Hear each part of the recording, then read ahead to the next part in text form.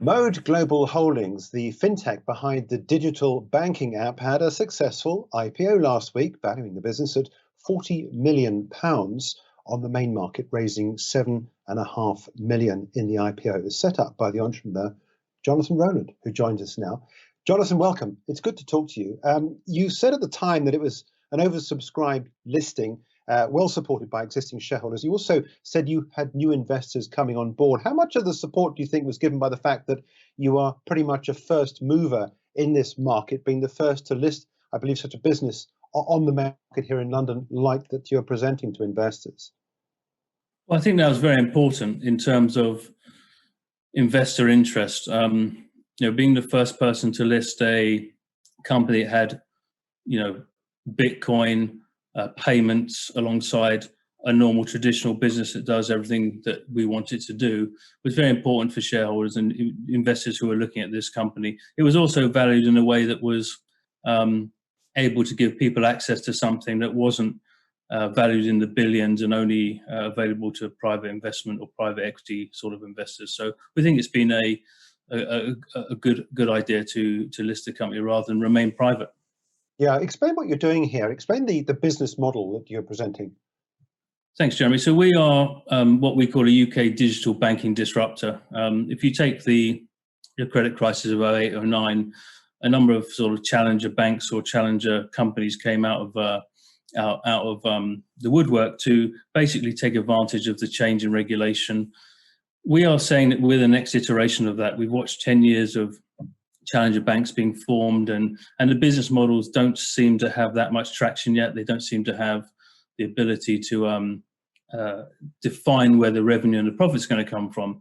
So what we've done is we've created a ecosystem business similar to that of Alipay in China, which you may have heard of, where we are matching consumers and businesses on our platform using the open banking protocol. So ignoring or bypassing the expensive credit card schemes, credit card providers, and enabling people to look at our value proposition in a very simple way. It costs less to do an end-to-end transaction with our wallet holders who are on the consumer side and our merchants that are on the business side. So that's the business model that we're trying to create, something very similar to Alipay in China. So if I was to download the app and then apply for an account, what would I be given in terms of services? What are you offering those that take part in the business? So at the moment, if you downloaded the app, you would be able to sign up in a very, very quick, seamless, fast way. I think it takes less than 90 seconds or 2 minutes to get signed up, going through a very sophisticated KYC process. You would then be into the application, where you'll be able to deposit using faster payments in the UK or SEPA in Europe. You'll be able to deposit euros or pounds. Again, over faster payments, it's done very, very quickly. You would then be able to buy or sell or transfer in Bitcoin. You'd be able to send Bitcoin or cash to other people who have Mode wallets. And there's a number of new things that are coming on board in terms of products over the coming months. So on that side, the application is a all-encompassing digital banking application similar to the ones that you've heard of, but with the added bonus or the added interesting functionality of being able to buy and sell Bitcoin or transfer in or out. This setup that we have is pretty unique in terms of the sophistication of the technology and the speed of the technology. So that's on the consumer side, Jeremy. Are you intending to go down the institutional side, or are you just going to keep it as a consumer banking app?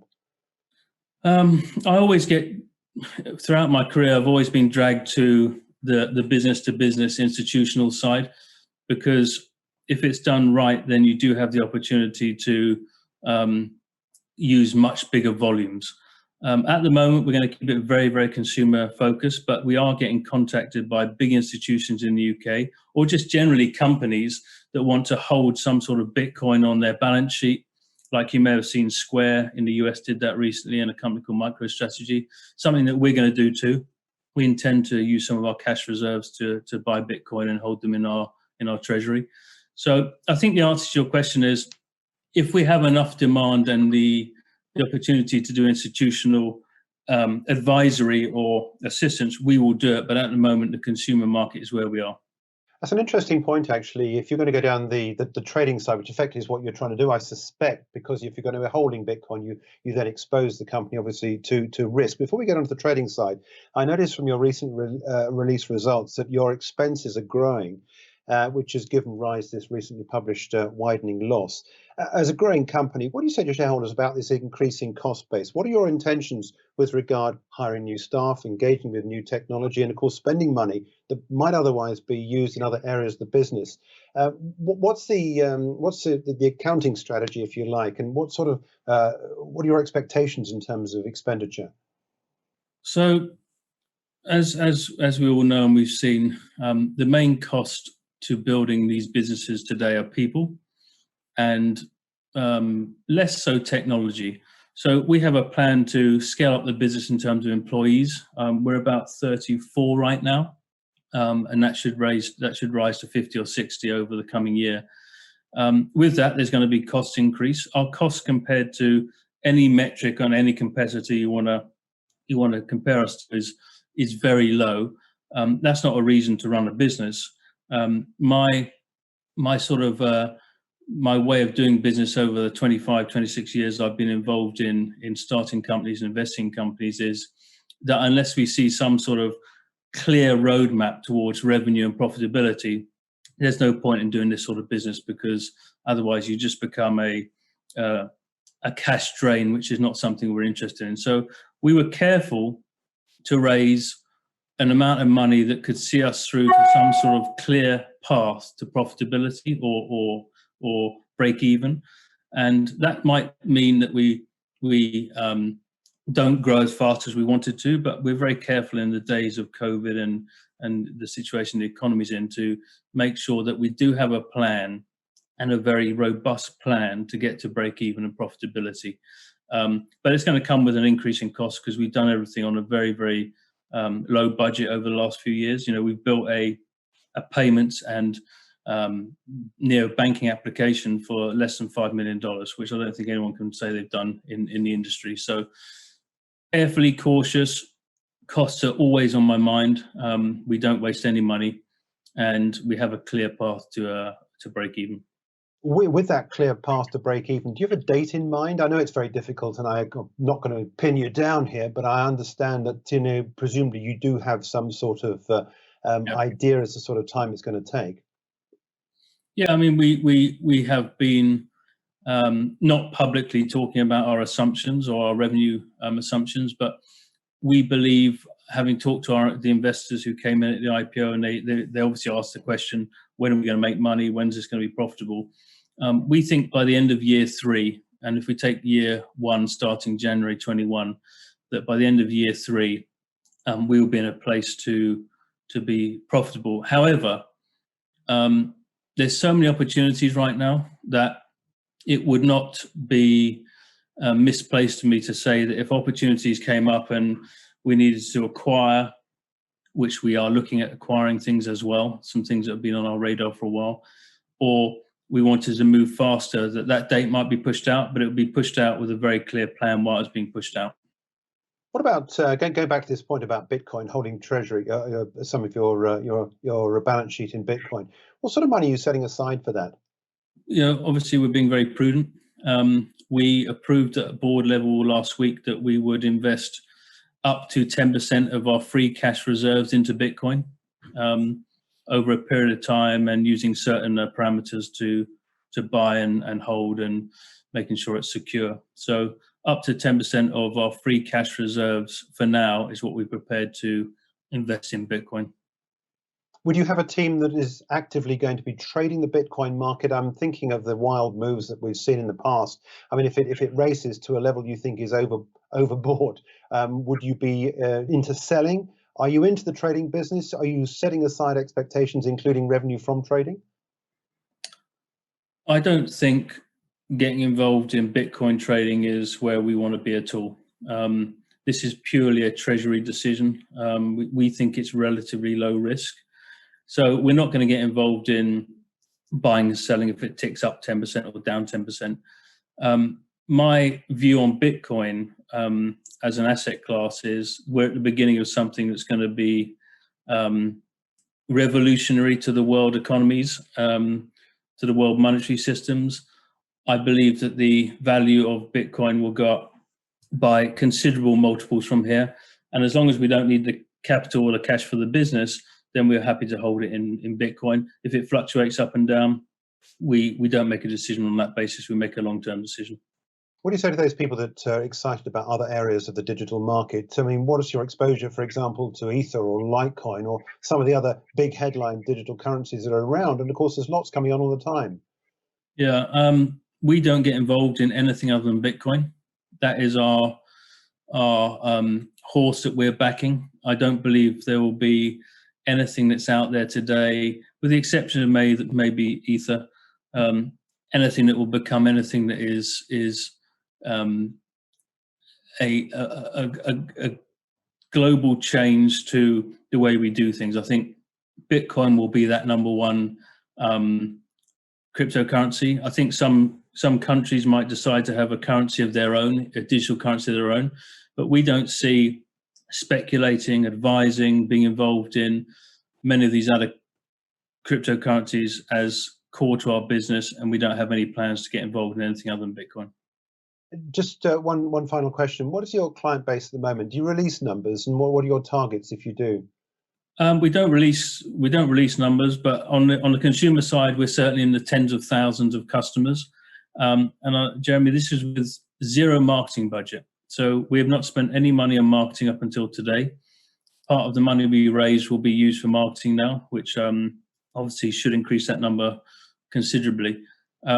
We want to get to 1 or 2 million customers within that 3-year period I spoke about. And on the merchant side, where we're introducing a very, very novel payment system to UK merchants, we expect to be in the low tens of thousands of merchants in that same time period. This is all assuming various different things, but that's what we think is achievable. Amongst your assumptions, are you taking into account the fragilities, I think, that some people are saying the markets are building in at the moment, or investors are building into their strategies? I mean, we're talking here about massive debt overhangs. Of course, we've got COVID, we've got the US presidential elections coming up, a lot of uncertainties around the world, some suggesting that potentially we could well see a little bit of a tick down of some degree on the markets. Does this play into your hands in terms of something that's new in the market? Are you able to insulate yourself against sort of market downturns and economic difficulties that we seem to be facing? Yeah, look, my view on the markets they are hugely overvalued. I think that the way things can play into our hands are that the unfortunate COVID pandemic actually accelerates the adoption of things that we're doing. So that is a very positive thing for us. People don't want to use cash. People don't want to use credit cards. People want to do everything online. We're giving people the easiest way to buy and sell things and get involved in things. And it's at a value point that is much lower than there is in the market today. I also believe, access to public companies for fintech companies will be very difficult now. And luckily, our process, it took us over a year because we went through a very, very heavy scrutinization of the business plan by the FCA because of the digital asset and payment side. We will probably be one of the only people listed in the next few years in this area who has access to the capital markets, because people just won't be able to do it. I also think that the valuations put on some of these fintech businesses that we've seen, like Revolut, Monzo, various others, Wirex, there's no sort of justification of these valuations anymore. And I think that there's an arbitrage between what we're suggesting for people to look at against some of the other guys who are private, who may never get public. So I think there's a lot of advantages for us. The disadvantage of a public company is the scrutiny too. So, we have to be able to clearly tell our story, but we believe that the opportunity in front of us being a public company in this sort of environment is going to be huge, and the price of the IPO reflects the opportunity for people to be involved in something that's going to grow and grow and grow. Well, as part of that scrutiny, let's end up by asking you for some milestones that you're looking at over the next 6, 10, 12 months or so. What do you expect to be happening with the business? What are you driving forward with at the moment that's going to give evidence that you are growing this business to the favour of shareholders? Well, to answer your previous question, user numbers. We've got to build a business that people want to use. So milestones are product development and distribution. So we have a number of sort of products that are on our roadmap, which take us out to about 2 years' time. So building the user base, building the merchant base, gathering revenue from various different sources, all the things that businesses normally have to do to create milestones. Bedding ourselves down as a public company, getting the shareholder support for a company that is relatively new but has big ambitions. Our team is fantastic. I just touched on that for 1 second, Jeremy. We hired the head of Alipay Europe, which was a major coup for us. She's a lady that worked for Alipay for 12 years and set up all of their international businesses. She now runs our consumer side of the business and the merchant side of the business. So we have some very, very good people involved. And I think we have the right ingredients to meet the milestones, which are revenue-based, which are customer user-based, and sustainability. Yeah, well, look, I look forward to the time when we can catch up, hopefully face-to-face next time in the TV studio of our choice. But look, Jonathan, in the meantime, thanks indeed for joining us. Interesting story, and congratulations on the market listing. And we look forward to hearing from you again, as I said, in the future, to take stock on what's happening with Mode Group. That's Jonathan Rowland, founder and chief executive of Mode Global Holdings. For more videos from us here at IGTV, join us on Twitter @IGTV and subscribe to our YouTube channel.